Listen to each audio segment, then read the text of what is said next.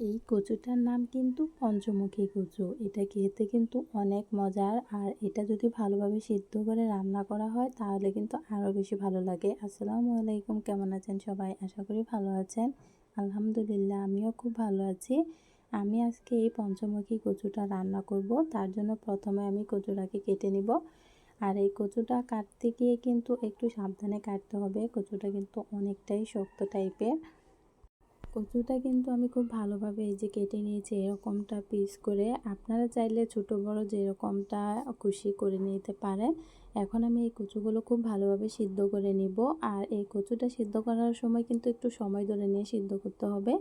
এখন আমি একটু পানিটা গরম করে নিয়ে তারপর কচুগুলো দিয়ে দিলাম। তারপর অল্প একটু হলুদের গুঁড়া দিয়ে এখন আমি খুব ভালোভাবে সিদ্ধ করে নেব। আমরা তো এই কচুটাকে পঞ্চমুখী কচু বলে চিনি। আপনারা কে কীভাবে চিনেন অবশ্যই কমেন্টে জানিয়ে যাবেন। এই তো কচুটা আমার ভালোভাবে সিদ্ধ হয়ে গেছে। আর হ্যাঁ, এই কচুটা কিন্তু সিদ্ধ করার পর কিন্তু ভালোভাবে ধুয়ে নিতে হবে, কারণ এটা অনেকটা একটা আঠালো টাইপের হয়ে যায়। তারপর আমি এটা নামিয়ে নিব। কচু সিদ্ধ করে নেওয়ার পর এখন আমি মাছগুলো ভেজে নিচ্ছি। যেহেতু মাছের ঝোল রান্না করব কচু দিয়ে, তার জন্যই মাছটা খুব ভালোভাবে ভেজে নিতে হবে। মাছটা আমি খুব ভালোভাবে ভেজে নিয়েছি। এখন আমি কড়াই থেকে মাছগুলো নামিয়ে নিব।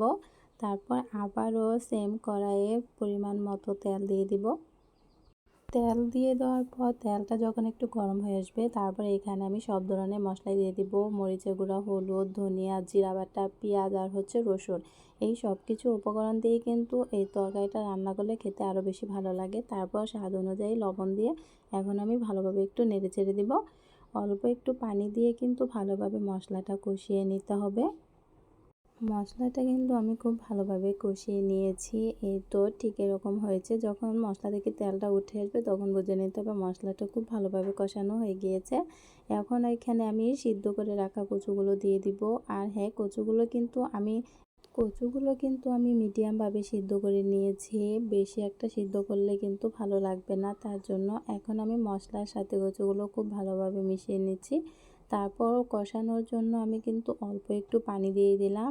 এখন আমি ঢাকনা দিয়ে ঢেকে দিব কচুগুলো খুব ভালোভাবে কষানোর জন্য।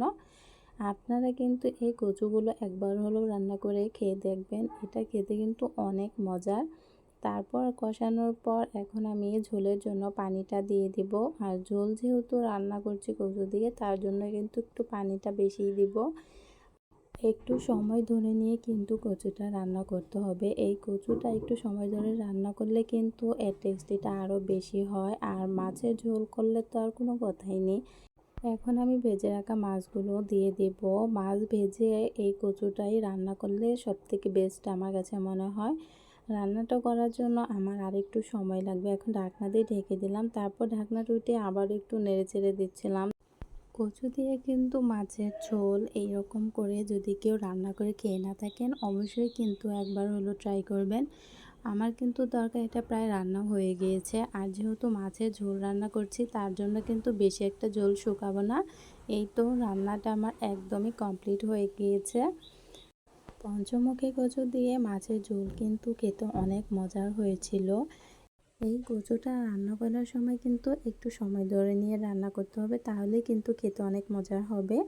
আজকে আমার এই কচুর রেসিপিটা আপনাদের কাছে কেমন লাগলো অবশ্যই লাইক, কমেন্ট, শেয়ার করে জানাবেন। আর আমার চ্যানেলে এরকম আরও ভিডিও পেতে আমার চ্যানেলটি সাবস্ক্রাইব করে আমার পাশে থাকবেন। আল্লাহ হাফেজ।